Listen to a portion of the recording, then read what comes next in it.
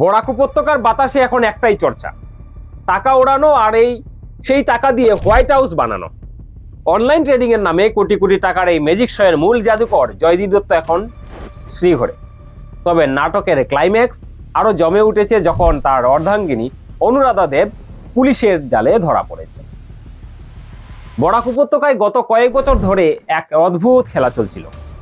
নিয়মটা খুব সহজ, আপনি জয়দীপ দত্তর হাতে আপনার তিল তিল করে জমানোর অর্থ তুলে দেবেন, আর জয়দীপ সাহেব তার আইকনিক ফিনান্স সলিউশনের জাদুদণ্ডে সেই টাকাকে রাতারাতি কয়েক গুণ বাড়িয়ে দেবেন। কিন্তু রূপকথার শেষে যেমন রাক্ষস জেগে উঠে, এক্ষেত্রেও তাই হলো। সাধারণ মানুষের কষ্টের টাকা দিয়ে শ্রীকোনার জমিতে মাথা তুলে দাঁড়ালো এক বিলাসবহুল হোয়াইট হাউস।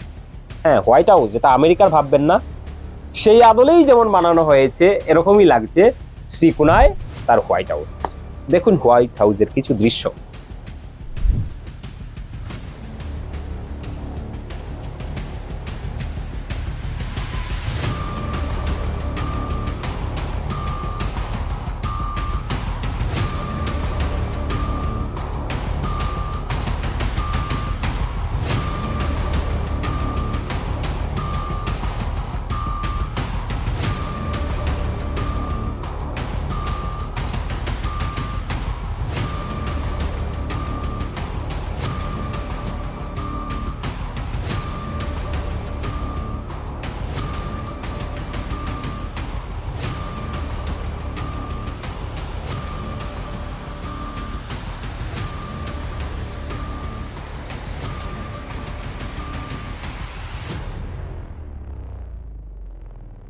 আর সেই সাদাবাড়ির অন্দরমহলেই চলতো কোটি কোটি টাকার লেনদেন।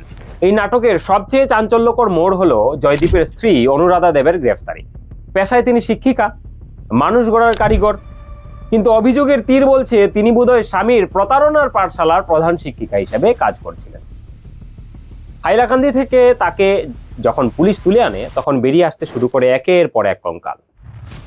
বিনিয়োগকারীরা যখন তাদের পাওনা টাকা চাইতে যেতেন তখন নাকি এই ভদ্র মহিলার রণচণ্ডী রূপ দেখা যেত। টাকা ফেরত দেওয়ার বদলে জুটত হুমকি আর মিথ্যা মামলায় ফাঁসিয়ে দেওয়ার ভয়। এমনকি স্বামীকে আড়াল করতে অভিযোগকারীদের উপর শারীরিক নিগ্রহ চালাতেও পিছপা হননি তিনি, এমনটাই দাবি করছেন ভুক্তভোগীরা। প্রতারণার এক আইকনিক ব্লুপ্রিন্ট কিভাবে চলতো এই চক্রে? মোটা অঙ্কের রিটার্নের প্রলোভন, শুরুতে সামান্য কিছু রিটার্ন নিয়ে মানুষের আস্থা জেতা, যখনই টাকার অঙ্ক কয়েক কোটি ছাড়ালো অমনি সমস্ত যোগাযোগ বিচ্ছিন্ন। শ্রীকোনার সেই সাদা প্রাসাদ ছেড়ে বছর দেড়েক আগে রাতারাতি হাইলাকান্দিতে ডেরা বদল করেন এই দম্পতি। কিন্তু চোর পালালে বুদ্ধি বাড়ে, আর পুলিশ বাড়লে চোর ধরা পড়ে। কাটাখাল রেল স্টেশন থেকে জয়দীপ পাকড়াও হওয়ার পর তাসের ঘরের মতো ভেঙে পড়ল তার এই বিশাল অনৈতিক অবৈধ সাম্রাজ্য। দালাল চক্র ও হোয়াইট হাউস রহস্যের তদন্তে জানা গেছে জয়দীপ একা নন। এই লুটের মালে ভাগ বসাতে তৈরি ছিল এক প্রভাবশালী দালাল চক্র। জয়দীপ ফেরার হওয়ার পর সেই চক্রটি গোপনে তার সেই বিতর্কিত প্রাসাদ বিক্রির ফন্দি আটছিল। এখন প্রশ্ন উঠছে, এই দালালরা কারা? তারা কি রাজনীতির কোনো বড় ছাতার নিচে আশ্রয় নিয়েছেন, নাকি তাদের পকেটও সাধারণ মানুষের রক্ত জল করার টাকায় ভরেছে? বর্তমান জয়দীপ আর অনুরাধা দুজনেই পুলিশের হেফাজতে। পুলিশি জেরায় একের পর এক স্তরে খুলছে প্রতারণার পেঁয়াজ।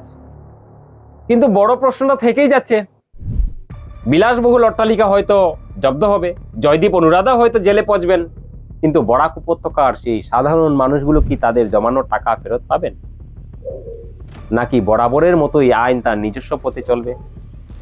এই গালভরা বুলির আড়ালে সাধারণ মানুষের স্বপ্নগুলো শুধু পুলিশের ডায়েরির পাতায় বন্দী হয়েই থেকে যাবে। সময়ই দেবে তার সঠিক উত্তর। ততক্ষণ দেখতে থাকুন সময়ের সংলাপ, শুধুমাত্র বরাকবাড়ি ডিজিটাল নিউজে, আমার সঙ্গে আমার সাথে। ধন্যবাদ। আমরা আবারও আসছি নতুন কিছু উপস্থাপন নিয়ে। ততক্ষণের জন্য বিদায় নিচ্ছি।